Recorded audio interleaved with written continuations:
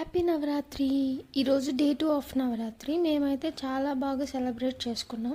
మీరు చేసుకున్నారనుకుంటున్నాను. ఈరోజైతే అమ్మవారు గాయత్రి దేవిగా మనకు దర్శనం ఇస్తారు కదా. మేమైతే ఇంట్లో గాయత్రి అష్టోత్తరం చదువుకొని కుంకుమార్చన చేసుకున్నాము. చాలా బాగా అనిపించింది. ఈరోజు అమ్మవారికి గంధంతో అలంకరణ చేస్తారు.